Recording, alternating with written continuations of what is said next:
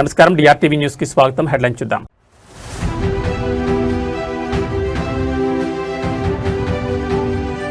అసమర్థ పాలనతో రైతుల జీవితాలతో ఆటల, ప్రభుత్వంపై మాజీ ఎమ్మెల్యే ధ్వజం.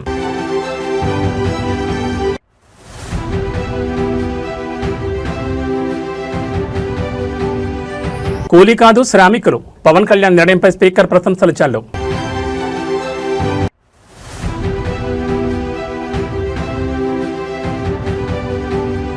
ఫోన్ ట్యాపింగ్ పై సిట్ వేయండి, బెంగళూరు హ్యాకర్లతో నిఘా పెడుతున్నారు ఆర్ఎస్పీ.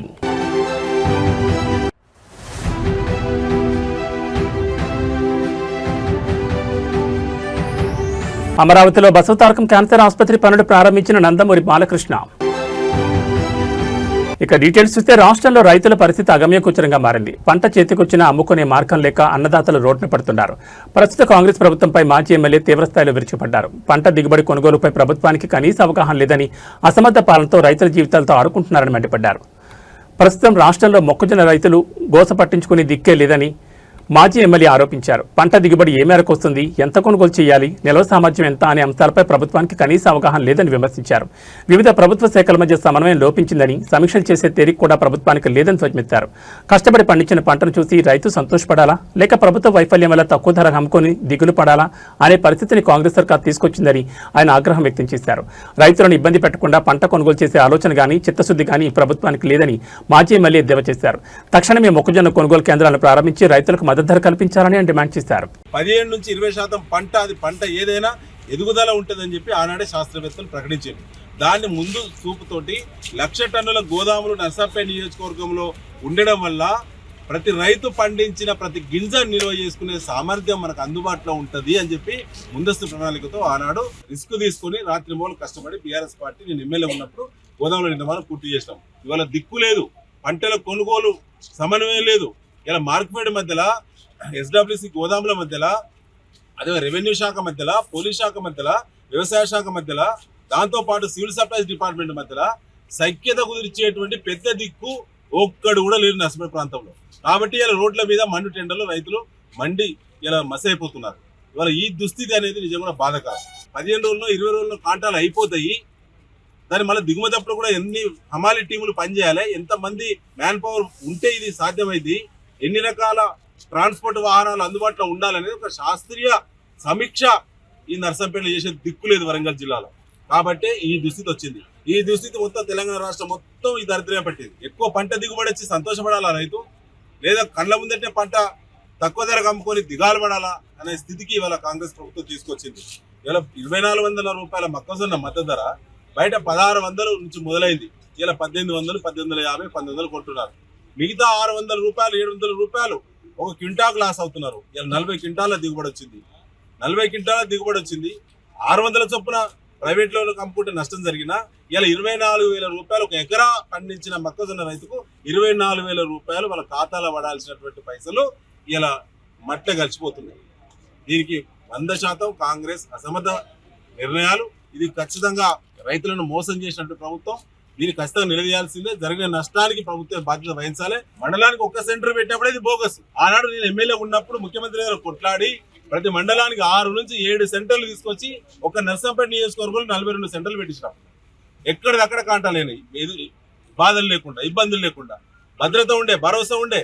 కాంటాలవి కూడా లక్షల బస్తాలు కేంద్రాలలో ఉంటే అవి ట్రాన్స్పోర్ట్ అయ్యి గోదాం చేరేదాకా రైతుకేం బాధ్యత? కాంటా అయిన తర్వాత రైతుకు బాధ్యత ఎందుకు? కాంటా అయిన తర్వాత కొనుగోలు కేంద్రానికి బాధ్యత, ప్రభుత్వానికి బాధ్యత. బస్తా అయినా, బస్తా ఉన్నా, ట్రాన్స్పోర్ట్ అయినా, ట్రాన్స్పోర్ట్ కాకుండా బాధ్యత ఎవరిది? రైతులకు ఏం సంబంధం? ఇది ముమ్మాటికి ముఖ్యమంత్రి రేవంత్ రెడ్డి, కింద ఇక్కడ ఎమ్మెల్యే మాధవరెడ్డి దీనికి బాధ్యత వహించాలని చెప్పి మరొకసారి మేము డిమాండ్ చేస్తాం. నేడు మేడే ప్రపంచ కార్మిక దినోత్సవం. ఈ సందర్భంగా ఆంధ్రప్రదేశ్ శాసనసభ స్పీకర్ చింతకాల అయ్యన్న పాత్రుడు ఆసక్తికర వ్యాఖ్యలు చేశారు. కార్మికుల గౌరవాన్ని పెంచే దిశగా ఉప ముఖ్యమంత్రి పవన్ కళ్యాణ్ తీసుకున్న నిర్ణయాన్ని ఆయన కొనియాడారు. మరోవైపు టాలీవుడ్ నేచురల్ స్టార్ నాని కూడా శ్రామిక లోకానికి తనదైన శైలిలో శుభాకాంక్షలు తెలిపారు. శ్రమని ఆయుధమైతే విజయం నీ బానిసవుతుంది. ఈ మాటను నిజం చేస్తూ సమాజం కోసం కష్టపడే ప్రతి ఒక్కరిని గౌరవించుకోవాల్సిన బాధ్యత మనపై ఉందని స్పీకర్ అయ్యన్న పాత్రుడు పేర్కొన్నారు. ముఖ్యంగా సమాజంలో ఎంతో కాలంగా వాడుకలో ఉన్న కూలీ అనే పదాన్ని తుడిచివేసి వారిని గౌరవప్రదంగా శ్రామికులు అని పిలవాలని పవన్ కళ్యాణ్ ఆకాంక్షించారని ఆ మార్పు కోసమే ఆయన నిరంతరం కృషి చేస్తున్నారని అయ్యన్న పాత్రుడు వెల్లడించారు. శ్రమజీవుల ఆత్మగౌరవాన్ని కాపాడమే ప్రభుత్వ లక్ష్యమని ఆయన స్పష్టం చేశారు. మరోవైపు natural star Nani social media వేదికగా స్పందిస్తూ అందరికీ మేడే శుభాకాంక్షలు తెలిపారు. నిరంతరం కష్టపడుతూ దేశాభివృద్ధిలో పాలు పంచుకుంటున్న ప్రతి ఒక్క చేతికి శాల్యూట్ చేస్తున్నట్లు ఆయన పేర్కొన్నారు. సమాజం ఏ స్థాయిలో ఉన్నా దాని వెనుక శ్రామికుల కష్టం మరవలేందని సినీ ప్రముఖులు కొనియాడుతున్నారు. నిజమైన హీరోలు శ్రమజీవులే అని చాటి చెప్తున్న ఇటు రాజకీయ అటు సినీ ప్రముఖుల సందేశాలు ఇప్పుడు సోషల్ మీడియాలో వైరల్ అవుతున్నాయి. మేడే సందర్భంగా మీ అందరికీ మేడే శుభాకాంక్షలు తెలియజేసుకుంటా ఉన్నాను. ఈ రాష్ట్రంలో ఉన్నటువంటి శ్రామిక సోదరులందరికీ కూడా మేడే శుభాకాంక్షలు తెలియజేస్తున్నానండి. ఈ పథకం పెట్టినప్పుడు ఉపాధి హామీ కూలీలు అని చెప్పి పిలిచేవాళ్ళం మనం. రాష్ట్ర వ్యాప్తంగా కూలీలు అన్న పదం కాదు, అది సరైన పదం కాదు. ఆ పదాన్ని తీసేసి ఉపాధి హామీ పథకం శ్రామికులు అని చెప్పి పదం మార్చి ఇటువంటి పని చేసిన వాళ్ళకి కూడా గౌరవప్రదంగా పిలవాలని చెప్పి ఒక ఆలోచన చేసినటువంటి వ్యక్తి పవన్ కళ్యాణ్ గారు.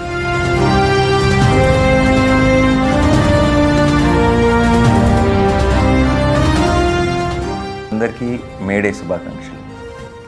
Whenever there is any workplace accidents happening, he also made sure that initially it was 50,000 that they're given, but now he has increased it to 4 to 6 lakhs. I think that's a great initiative by our Pawan Kalyan Garu.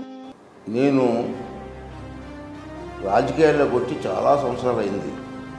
అప్పటి నుంచి నేను చాలామంది నాయకులతో చూశాను, వాళ్ళ పనితీరు చూశాను. నేను చూసిన దాంట్లో చూస్తే కంపేర్ చేస్తే రాష్ట్రంలో చాలామంది నాయకులు ఉంటారు, నేను కాదన్నా. కానీ తపన ఉన్న నాయకులు కొంతమందే ఉంటారు. అటువంటి వారిలో పవన్ కళ్యాణ్ గారు ఒకరని చెప్పి నా తాలూకు భావన.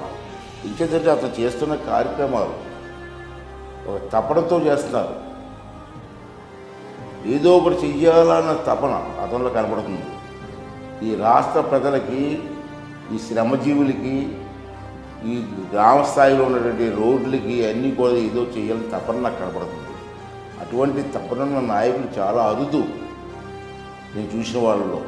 అటువంటి నాయకుడు మనకు లభించడం మనందరూ అదృష్టంగా భావించాలి.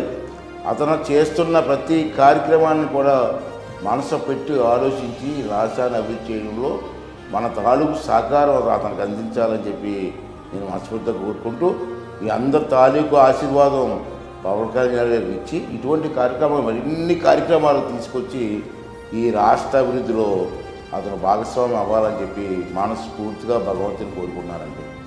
ప్రధానమంత్రి గారి దగ్గర నుంచి, ముఖ్యమంత్రి గారి దగ్గర నుంచి చిట్ట చివరన ఉన్న సచివాలయం ఉద్యోగుల వరకు అందరూ కట్టుదిట్టంగా ఒకటే మాట మీద ఉంటే మేమందరం మీకు ఈ చిన్నపాటి ఆనందం మేము చూడగలుగుతున్నాం మీ కళ్ళల్లో.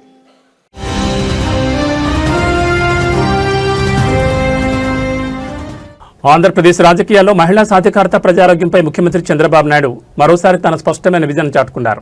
త్వరలోనే ఆడబిడ్డలకు రాజకీయాల్లో 33% రిజర్వేషన్లు రాబోతున్నాయని ఆయన కీలక వ్యాఖ్యలు చేశారు. అదేవిధంగా రాజధాని ప్రాంతం అమరావతికి అత్యున్నత వైద్య సదుపాయాలను తీసుకొచ్చేలా భారీ హామీ ఇచ్చారు.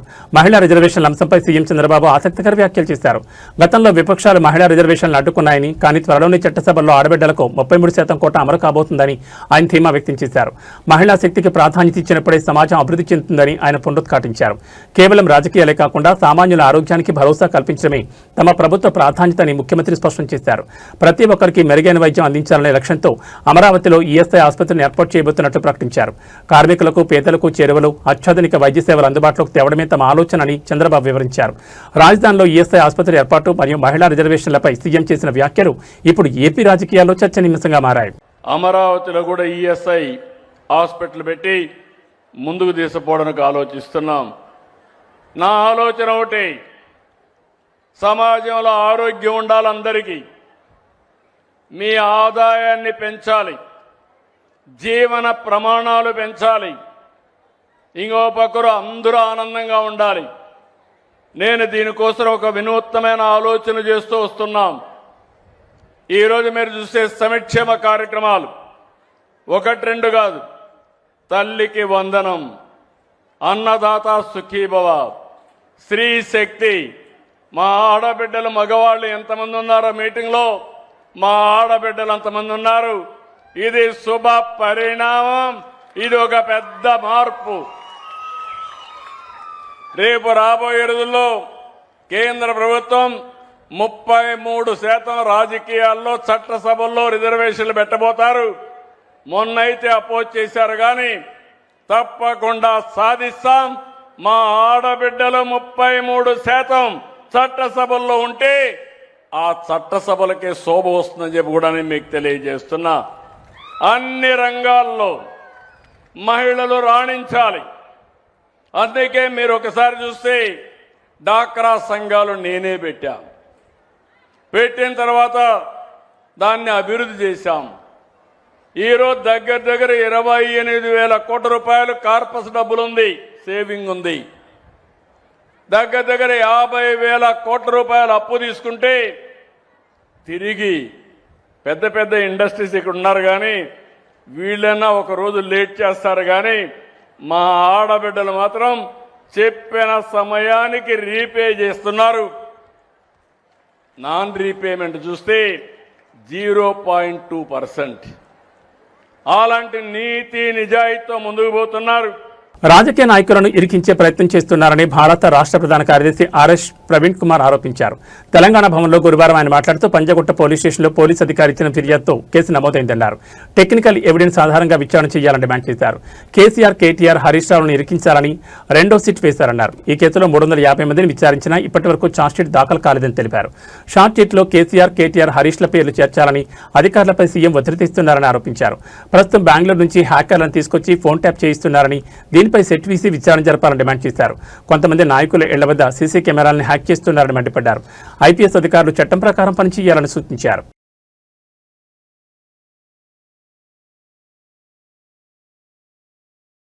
ఈ రోజు ప్రపంచ కార్మిక దినోత్సవం. చెమట చుక్కను పెట్టుబడిగా పెట్టి ప్రపంచ గమనాన్ని నడిపిస్తున్న శ్రామిక శక్తికి బంధనం చేసే రోజు. మేడే సందర్భంగా ఆంధ్రప్రదేశ్ రాష్ట్ర మంత్రి అచ్చెన్నాయుడు కార్మికులకు, కర్షకులకు ఘనంగా శుభాకాంక్షలు తెలిపారు.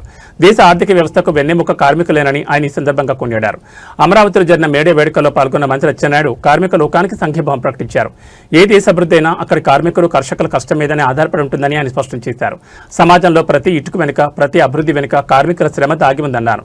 కార్మికుల సంక్షేమానికి ప్రభుత్వం కట్టుబడి ఉందని, వారి హక్కుల పరిరక్షణలో రాజీ పడే ప్రసక్తే లేదని మంత్రి పేర్కొన్నారు. దేశం ఆర్థికంగా బలోపేతం కావాలంటే శ్రామిక శక్తికి సరైన గుర్తింపు, గౌరవం దక్కాలని ఆయన ఆకాంక్షించారు. ఈ కార్యక్రమంలో పలువురు కార్మిక సంఘాల నాయకులు మరియు ప్రభుత్వ ప్రతినిధులు పాల్గొన్నారు.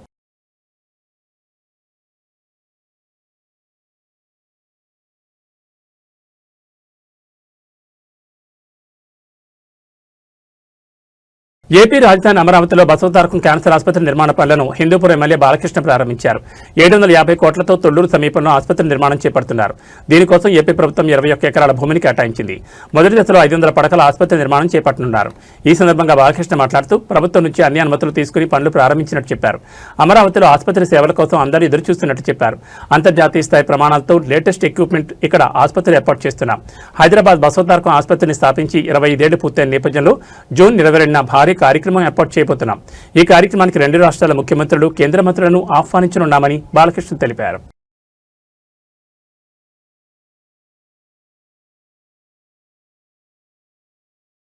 తెలంగాణ రాష్ట్ర పోలీస్ శాఖకు కొత్త సారథొచ్చారు. రాష్ట్ర నూతన డైరెక్టర్ జనరల్ ఆఫ్ పోలీస్గా సీనియర్ ఐపీఎస్ అధికారి సివి ఆనంద్ ఈ రోజు బాధ్యతలు స్వీకరించారు. శాంతి భద్రతల పరీక్షలో తనదైన ముద్ర వేసిన ఆయన ఇప్పుడు రాష్ట్ర పోలీస్ బాస్ హోదాలో బాధ్యతలు చేపట్టడం ప్రాధాన్యం సంతరించుకుంది. తెలంగాణ డీజీపీగా సిపి ఆనంద్ బాధ్యతల స్వీకారం అత్యంత అధికారికంగా జరిగింది. డీజీపీ కార్యాలయంలో ఆయన బాధ్యతలు చేపట్టిన వెంటనే ఉన్నత స్థాయి పోలీస్ అధికారులు ఆయనకు శుభాకాంక్షలు తెలిపారు. గతంలో హైదరాబాద్ పోలీస్ కమిషనర్గా, ఏసీబీ డైరెక్టర్గా కీలక బాధ్యతలు నిర్వహించిన సివి ఆనంద్కు క్షేత్రస్థాయిలో మంచి పట్టుంది. రాష్ట్రంలో నేర నియంత్రణ, మహిళా భద్రత మరియు సైబర్ క్రైమ్ అరికట్టడంలో ఆయన అనుభవం పోలీసు రంగానికి మరింత బలాన్ని ఇస్తుందని విశ్లేషకులు భావిస్తున్నారు. బాధ్యతలు స్వీకరించిన అనంతరం ఆయన మీడియాతో మాట్లాడుతూ ఫ్రెండ్లీ పోలీసింగ్తో పాటు చట్ట ఉల్లంఘనలకు పాల్పడే వారిపై ఉక్కుపాదం మోపుతామని స్పష్టం చేశారు. సమర్థుడైన అధికారిగా పేరున్న సివి ఆనంద్ నేతృత్వంలో తెలంగాణ పోలీస్ శాఖ మరిన్ని విజయాలు సాధించాలని కోరుకుందాం.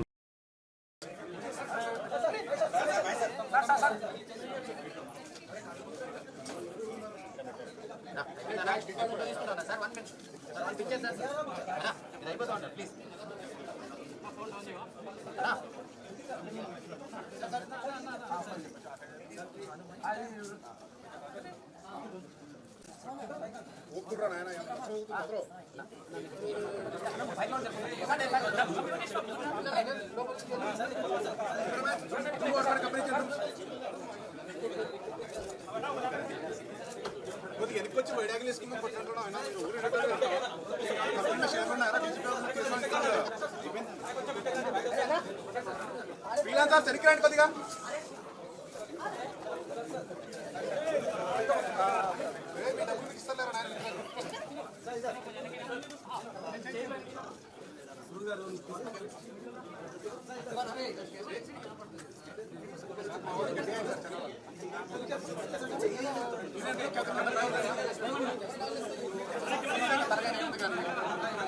గుంటూరు ప్రభుత్వ సామాన్య ఆసుపత్రి రణరంగంగా మారింది. అత్యవసర విభాగం వద్ద పోలీసులు, వైసీపీ ఎమ్మెల్సీ లేళ్ల అప్పిరెడ్డి మధ్య తీవ్ర వాగ్వాదం చోటు చేసుకుంది. ఆసుపత్రికి వచ్చిన ఎమ్మెల్సీని పోలీసులు లోపలికి వెళ్లకుండా అడ్డుకోవడంతో అక్కడ ఉద్రిక్త పరిస్థితి నెలకొంది. గుంటూరు జీజీహెచ్ ఎమర్జెన్సీ వార్డు వద్ద పోలీసుల తీరుపై తీవ్ర విమర్శలు వ్యక్తమవుతున్నాయి. అత్యవసర విభాగంలో చికిత్స పొందుతున్న ఓ రోగిని పరామర్శించేందుకు వచ్చిన ఎమ్మెల్సీ లేళ్ల అప్పిరెడ్డిని పోలీసులు మధ్యలో నిలిపివేశారు. ఎమ్మెల్సీ అని చెప్పినా వినకుండా ఎమర్జెన్సీ వార్డు డోర్ మూసివేసి పోలీసులు అత్యుత్సాహం ప్రదర్శించారని ఆరోపణలు వస్తున్నాయి. తాను కేవలం రోగిని చూడడానికి మాత్రమే వచ్చానని ఎమ్మెల్సీ స్పష్టం చేసినా పోలీసులు అనుమతించకపోవడంతో పరిస్థితి ఉద్రిక్తంగా మారింది. అసలు ప్రభుత్వ ఆసుపత్రి గేట్లు ప్రజాప్రతినిధులకు ఎలా మూసివేస్తారని, సామాన్య ప్రజల పరిస్థితి ఏంటని ఎమ్మెల్సీ అనుచరులు ఆగ్రహం వ్యక్తం చేశారు. పోలీసుల తీరును నిరసిస్తూ ఎమ్మెల్సీ అప్పిరెడ్డి అక్కడే నిలదీయడంతో ఆసుపత్రి ప్రాంగణంలో కాసేపు గందరగోళం ఏర్పడింది. ప్రభుత్వ ఆసుపత్రిలో చోటు చేసుకున్న ఈ ఘటనపై అటు రాజకీయ వర్గాల్లో ఇటు ప్రజల్లో పెద్ద ఎత్తున చర్చ జరుగుతోంది.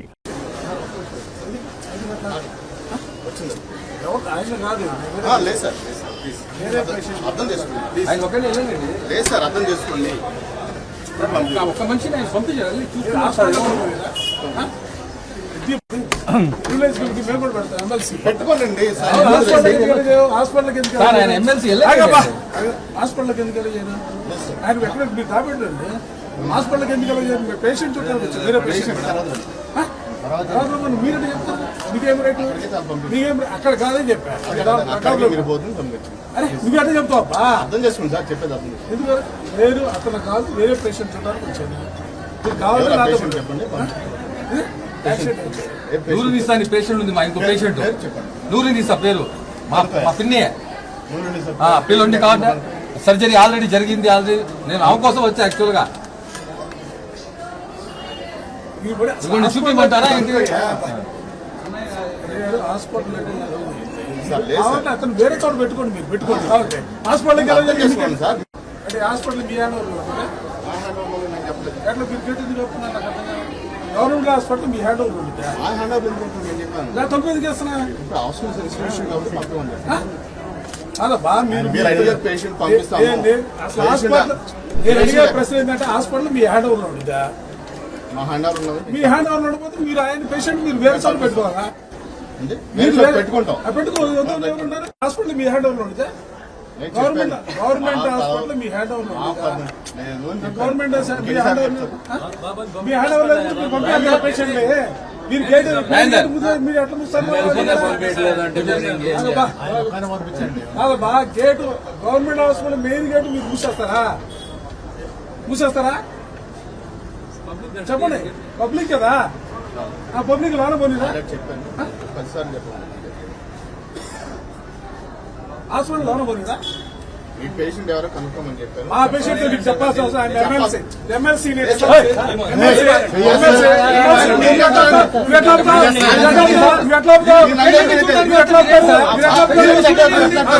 ఎట్లా అవుతారు? మా మీద కాదు మీరు గేట్ మా మీద చేస్తారండి. మీరే చేయట్లా, మీరే చేస్తున్నారు. ఎవరో లోనికి వెళ్ళాలని అడుగుతున్నాం. మేము రిక్వెస్ట్ చేస్తున్నాం. పేషెంట్ ఎవరు లేరండి సార్? లేరండి మీరు చెప్పిన పేషెంట్ ఎవరు చూడండి చూపిస్తాను లేరని చెప్పారు. నిన్నే మాట్లాడి పేషెంట్ చూడటానికి వచ్చామని చెప్పారు. పేషెంట్ చూడటానికి వచ్చామని చెప్పారు. గవర్నమెంట్ హాస్పిటల్లో మీరు గేటు మూసేస్తారా? అది కాదండి, ఆయన ఒకరు పెట్టుకుని మీరు పెట్టుకోలేదు. ఎట్లా నాకు అర్థం కాదు. ఇది ఎట్లా నాకు అర్థం కాల. వేరే గేటు మూసేసి హాస్పిటల్లో పోనీ రావండి పేషెంట్ ని. మీరు పేషెంట్లు ఎవరికి చూడడానికి పోనీ హాస్పిటల్కి 5 నిమిషాలు కాదు సార్, 10 నిమిషాల తర్వాత వస్తాం. ఇబ్బందిలే. అసలు మీరు గేటు మూసేయటం నేను క్లారిటీ చెప్తున్నా. నేను ఆయన దగ్గరికి పోను, ఆయన చూడను. నేను వేరే పేషెంట్ చూడటానికి వచ్చా. మీరు ఆయన ఎక్కడున్నాడో ఆ పక్కకుండా వేరే సైడ్ నుంచి పోతా. నాకు అర్థం కాల. గేట్ వేయడం ఏంటి? నాకు అర్థం కాల. గవర్నమెంట్ హాస్పిటల్ గేట్ వేయడం ఏంటి? గేట్ మీరు ఏం చేశారు? గేట్ అయ్యేది లేదా దౌరా వేసేయండి, సూపర్కి వెళ్ళిపోతాం. మేము క్లారిటీ చెప్తున్నా, మేము ఆయన దగ్గరికి పోను, నేను ఆయన కలవను. నేను వేరే పేషెంట్ చూడడానికి వచ్చా. ఆయన దగ్గర పోకుండా మీరు ఆయన ఎక్కడ పెట్టారు? ఆడ తిరుపతి ఆపు అక్కడ ఎవరు తిన్నారు?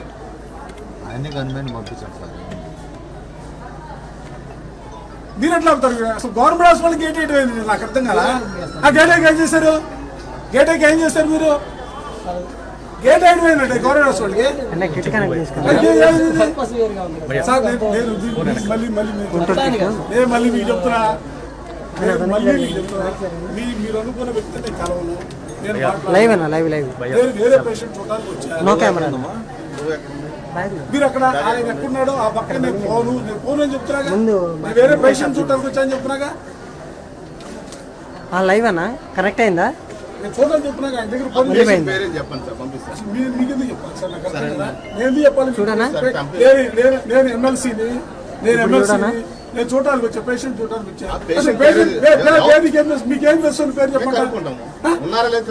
అంటే గవర్నమెంట్ హాస్పిటల్లో ఎవరు కలవాలని అసలు నేను ఆయన చూడటానికి రాలా. నేను క్లారిటీ చెప్తున్నా. మీరు అనుకున్న శ్రీహరి గారిని చూడటానికి రాలా. శ్రీహరి గారి దగ్గరికి నేను పోను, శ్రీహరి గారిని నేను కలవను. నేను క్లారిటీకి చెప్తున్నా సార్. ఇప్పుడు దాకా 10 నిమిషాలు ఆగి పంపిస్తుంది. 10 నిమిషాలు అంటే మీరు అనుకున్న దగ్గరికి పంపిస్తాం. 10 నిమిషాలు చెప్పండి. మాకు పర్మిషన్ ఇవ్వండి, నాకు అర్థం కదా. మీరు నాకు పర్మిషన్ ఇవ్వండి, నాకు అర్థం కదా. అసలు మీరు నాకు పర్మిషన్ ఇవ్వండి, నాకు అర్థం కదా. మీరు నాకు పర్మిషన్ ఇవ్వండి, నాకు అర్థం కదా. మీరు నాకు పర్మిషన్ ఇవ్వండి, నాకు అర్థం కదా. నేను చెప్పాను కదా, మీరు నాకు పర్మిషన్ ఇవ్వండి, నాకు అర్థం కదా. అరే ఎమ్మెల్సీ నేను శ్రీహరి గారిని కలవడానికి నేను రాలేదని చెప్పాను.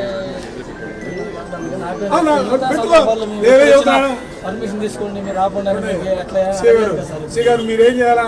మీరు ఆయన తీసుకెళ్ళి ఒక పక్కన కూర్చోబెట్టుకోండి, మాకు అభ్యంతరం. ఆయన ఎవరిని కలిగిన పాటు మాకు అభ్యంతరం. కానీ మమ్మల్ని ఆపుతారేంటి నాకు అర్థం కదా. మమ్మల్ని ఆపుతారేంటి మీరు అర్థం. అసలు గవర్నమెంట్ హాస్పిటల్ గేట్ వేయడం ఏంటండి బాబు? అసలు ఈ ప్రపంచంలో పేషెంట్ ముందు పోరు రావడానికి గేట్ వేసి చచ్చిపోతాడు.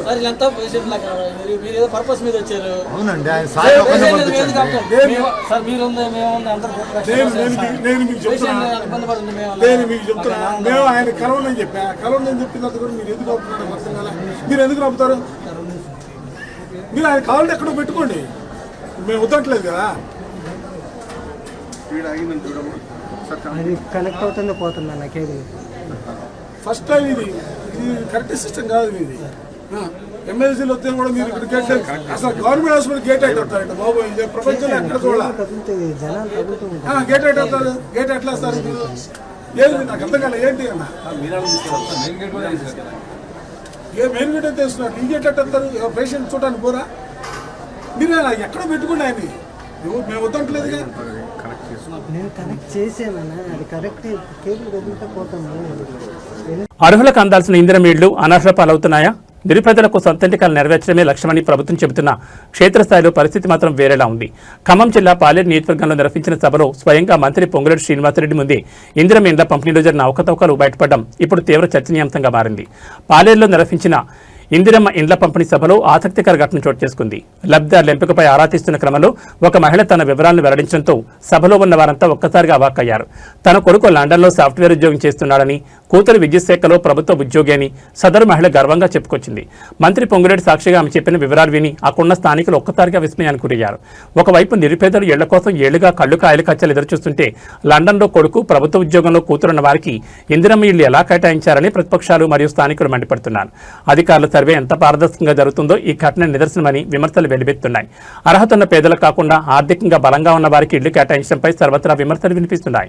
దీనిపై ఉన్నతాధికారులు ఎలా స్పందిస్తారో చూడాలి. మరి మాకు ఇంతకు ముందు ఇల్లు లేదండి, పెంకుటిల్లు ఉండేది.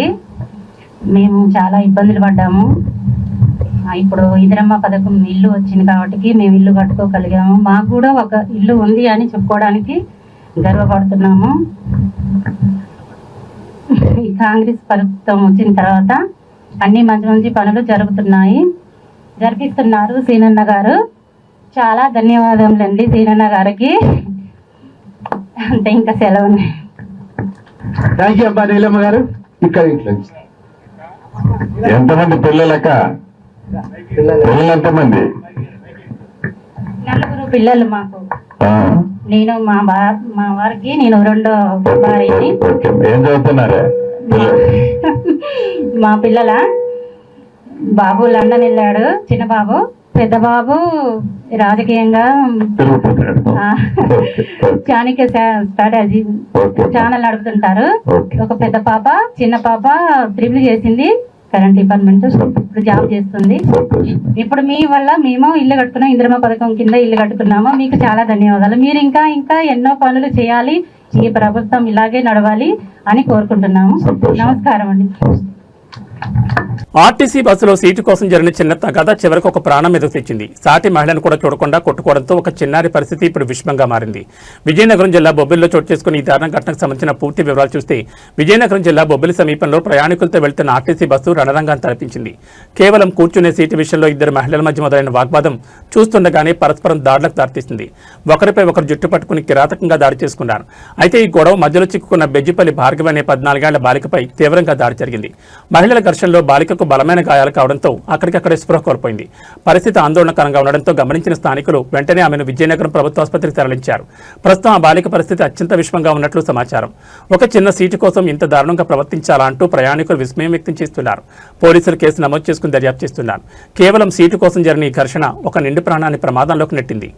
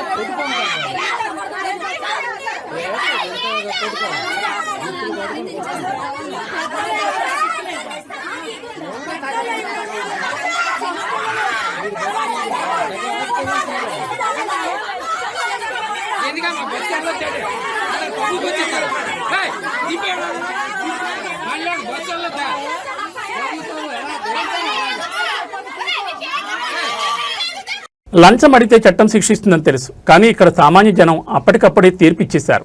ఆర్టీసీ బస్సులో టికెట్ లేదని పట్టుకున్న సిబ్బంది ఏకంగా 20,000 రూపాయలు లంచం డిమాండ్ చేయడంతో ప్రయాణికులు ఆగ్రహంతో ఊగిపోయారు. లంచం అడిగిన నోటికే చెప్పు దెబ్బలతో సమాధానం చెప్పారు. హైదరాబాద్ నుంచి నారాయణఖేడ్ వెళ్తున్న ఆర్టీసీ బస్సు ప్రయాణికులతో కిక్కిరిసిపోయింది. రాయకోట్ సమీపంలో టికెట్ స్క్వేర్ సిబ్బంది తనిఖీలు చేపట్టారు. ఈ క్రమంలో ఒక ప్రయాణికుడు టికెట్ లేకుండా ప్రయాణిస్తుందని గుర్తించారు. సాధారణంగా టికెట్ లేకపోతే నిబంధనల ప్రకారం 500 రూపాయలు జరిమానా విధించాలి. కానీ ఇక్కడే టికెట్ స్క్వేర్ తన అత్యుత్సాహాన్ని ప్రదర్శించింది. సదరు ప్రయాణికుడు బెదిరించి ఏకంగా 20,000 రూపాయలు లంచం ఇవ్వాలని డిమాండ్ చేశారు. టికెట్ లేని సామాన్యుడిపై అంత భారీ మొత్తంలో వసూలు దిగడంతో తోటి ప్రయాణికులు ఒక్కసారిగా తిరగబడ్డారు. 500 జరిమానా పోయి 20,000 లంచం ఏంటని ప్రశ్నిస్తూ లంచం అడిగిన సిబ్బందిపై చెప్పులతో విరుచుకుపడ్డారు. లంచం అడిగినందుకు సుమారు 20 సార్లు చెప్పు దెబ్బలతో దేశం చేశారు. ప్రస్తుతం ఈ ఘటనకు సంబంధించిన వీడియో సోషల్ మీడియాలో తెగ వైరల్ అవుతోంది. నిబంధనల పేరుతో సామాన్యులను పీడించే సిబ్బందికి ఈ ఘటన ఒక హెచ్చరికగా మారింది. దీనిపై ఆర్టీసీ ఉన్నతాధికారులు ఎలాంటి చర్యలు తీసుకుంటారో వేచి చూడాలి.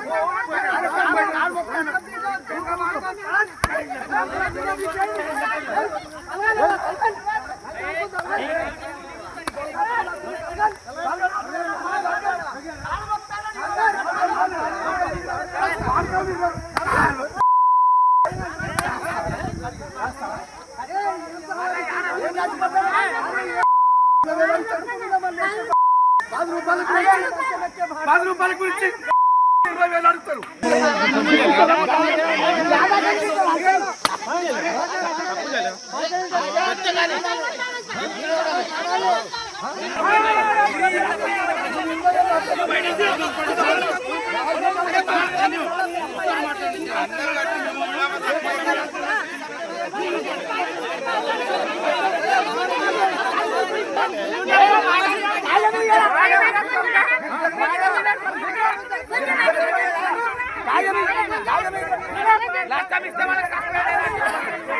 భాగ్యనగరంలో పెట్రోల్ బంకుల ఆగడాలకు అడ్డు అదుపు లేకుండా పోతోంది. లీటర్లలో కోత పెట్టడం పాత పద్ధతి. ఇప్పుడు ఏకంగా కారు ట్యాంక్ సామర్థ్యాన్ని మించి పెట్రోల్ పోసి బిల్లులు వసూలు చేస్తూ వినియోగదారులను నిలువున ముంచేస్తున్నారు. హయత్ నగర్లోని ఒక హెచ్పీ పెట్రోల్ బంక్లో వెలుచూసిన ఈ ఘరానా మొత్తం ఇప్పుడు హాట్ టాపిక్గా మారింది. హయత్ నగర్లోని హెచ్పీ పెట్రోల్ బంక్ వెళ్లిన ఓ వినియోగదారుడికి మైండ్ బ్లాక్ అయ్యే అనుభవం ఎదురైంది. తన కారు ట్యాంక్ పూర్తి సామర్థ్యం కేవలం 27 లీటర్లు మాత్రమే.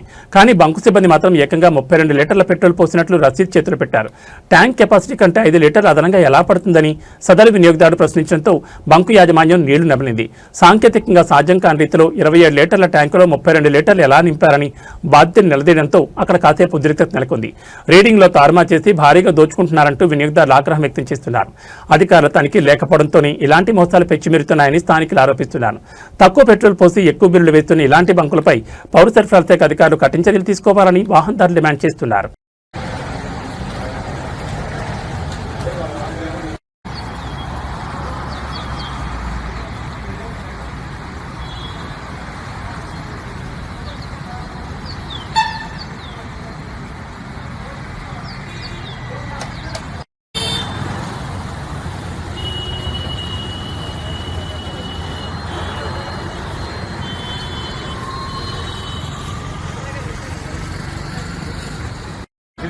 మెజిలింగ్ సిలిండర్ ఏ క్లాస్ ఉంటుంది, గ్లాసుది ఉంటుంది. 5 లీటర్ల మెజిలింగ్ సిలిండర్లో కొడితే నీకు వస్తుంది. అది కాకుండా నువ్వు ఏదో ఒక పెద్ద 5 లీటర్ల జగ్గు తెచ్చి చేస్తా అంటే కుదరదు. జగ్గు నీకు పరిమాణం కాదు, ఒక చట్టం ఉంటుంది. దీనికి కూడా తూలికలు, ప్రమాణికలు, కొలతలు అనేది ఒకటి ఉంటుంది. ఆ జగ్గు కాదు నీ లెక్క. 5 లీటర్ల మెజిలింగ్ సిలిండర్ తీసుకురా, నువ్వు నాకు చెక్ చేసి నువ్వు అది తెచ్చి చెక్ చేసి నాకు చూపి నేను పోతా. ఎందుకంటే నువ్వు కొట్టిన పెట్రోల్ నువ్వే కదా కొట్టింది, నేనే కొట్టించుకుంది. మరి నాకు తెలుసుగా నా బండి. మీ సార్ ఏమంటాడు, 10 లీటర్లు ఎక్స్ట్రా అయితే పట్టింది ఈ ట్యాంకులో. HP petrol బంక్లో వచ్చాండి. నా కారు ఫ్యూయల్ కెపాసిటీ వచ్చేసి 27 లీటర్స్. ఆల్రెడీ రిజర్వ్లో పడంలోనే వచ్చాను. ఇక్కడికి వచ్చి చూస్తే 28 లీటర్స్ కొట్టాడు. అదేంటంటే డౌట్ వచ్చి ఆపి మళ్ళీ ఆటో స్టాప్ వరకు కొట్టమని చెప్తే మళ్ళీ 1 లీటర్ 23 పాయింట్లు పట్టింది. మొత్తం ఈ లెక్కన 29 లీటర్లు 23 పాయింట్లు పట్టింది. ఆల్రెడీ నా దాంట్లో 2-3 లీటర్లు ఉన్నా కానీ 32 లీటర్లు దాటింది. కానీ ఇది కెపాసిటీ 27 లీటర్స్. అదేంటని అడిగితే పోలీస్ స్టేషన్లో కేసు పెట్టుకోండి అని చెబుతున్నారు. వీళ్ళ దగ్గర కొలవడానికి మెజిలింగ్ సిలిండర్ లేదు ఏ క్లాస్ది. ఒక ఏదో 5 లీటర్స్ జార్ ఉంది, ఆ జార్ తీస్తామంటారు. ఆ జార్ కాదండి, అది క్యాలిబ్రేటెడ్ కాదు. మెజిలింగ్ సిలిండర్ తీసుకురామంటే మేము తీసుకురాము, మీకు యాక్ట్ అయింది లేదా మీకు మెకానిక్ అడిగిపోయి మీ బండిలోనే ప్రాబ్లం ఉంది, పోయి చెక్ చేయించుకొని రండి అన్నట్టు మాట్లాడుతున్నారు. అది కాదు ఇది కాదంటే పోలీస్ స్టేషన్ పోని అంటారు. కానీ మేనేజర్ని పిలిచి ఆయన ఇంతవరకు రాలేదు. ఎండిఎం మా బంకులో ఏం జరగలేదు, మీరే అబద్ధం ఆడతారు, మీకు నచ్చిన కింద చేసుకోపోండి అని ఆయన చెప్పి ఫోన్ పెట్టేసింది. ఇది జరిగిందండి. ఈ బంక్ వచ్చేసి HP petrol bunk height Nagar Raghavendra hotel దగ్గర ఉంటుంది. Radio station opposite bunk. Tollywood లో మరో క్రేజీ మాస్ కాంబో ఫిక్స్ అయింది. బాలకృష్ణ హీరోగా కొట్టాల శివ దర్శకత్వంలో సినిమా రానున్నట్లు ఎన్నో రోజులుగా వార్తలు వస్తున్న విషయం తెలిసిందే. నేడు ఈ ప్రాజెక్ట్ అధికారికంగా ప్రకటించారు. కొరటాల శివ మార్క్ సామాజిక సందేశంతో పక్కా మాస్ యాక్షన్ ఎంటర్టైనర్ గా ఈ సినిమా ఉండబోతున్నట్టు తెలుస్తోంది. అధికారానికి ఉద్దేశం తోడైతే అది ఉద్యమంగా మారుతుంది అనే పవర్ఫుల్ కొటేషన్లో టీం దీనిపై అంచనాలు పెంచేసింది. దర్శకుడు కొరటాల శివ ఇప్పటికే స్క్రిప్ట్ వర్క్ పూర్తి చేశారని, త్వరలోనే రెగ్యులర్ షూటింగ్ ప్రారంభమవుతుందని టీం తెలిపింది. దీనికి సంబంధించిన మరిన్ని వివరాలు వెల్లడించనున్నారు. ప్రస్తుతం బాలకృష్ణ గోపీచంద్ మల్లేని దర్శకత్వంలో ఓ సినిమాలో నటిస్తున్నారు. వీరసింహారెడ్డి తర్వాత బాలకృష్ణ గోపీచంద్ మల్లేని దర్శకత్వంలో రూపొందిన చిత్రం ఇది. ఇందులో బాలయ్యకు జోడీగా నయనతార నటిస్తున్నట్లు సమాచారం.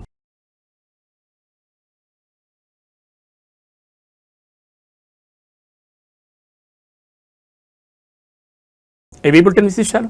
నమస్కారం.